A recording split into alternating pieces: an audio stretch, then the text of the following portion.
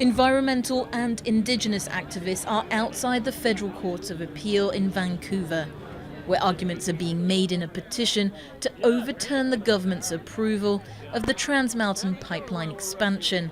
Thousands of people who have been standing up across British Columbia saying, we'll do whatever it takes. And it's not just individual citizens. We're seeing this from municipalities, the city of Burnaby, the mayor of Vancouver, and also the British Columbia government has said, we'll do whatever it takes to stop this pipeline. As well as protests and a legal challenge, an alliance between First Nations people and environmental organisations is also holding a pipeline resistance training camp in the waters of the Salish Sea. If the pipeline isn't stopped, over 400 oil tankers a year will pass through here en route to China. Due to colonialism and the corporation mix with the government, we're looking at the Salish Sea as something that's dying. The Salish Sea is on its deathbed and people don't know it. Greenpeace is running the simulation exercises, a protest against a crude oil tanker codenamed the Boo Boat.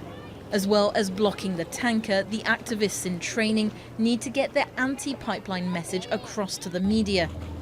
The Greenpeace boats play the part of law enforcement, getting a little rough to prepare the participants for the worst conditions they might encounter.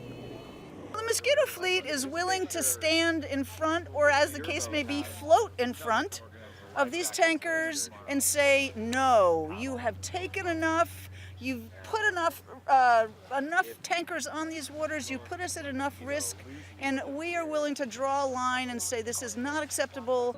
The Canadian government and other proponents contend that expanding the pipeline and the consequent boost in exports is in the national interest. But the First Nations and environmental groups will be ready to oppose the Kinder Morgan pipeline every step of the way.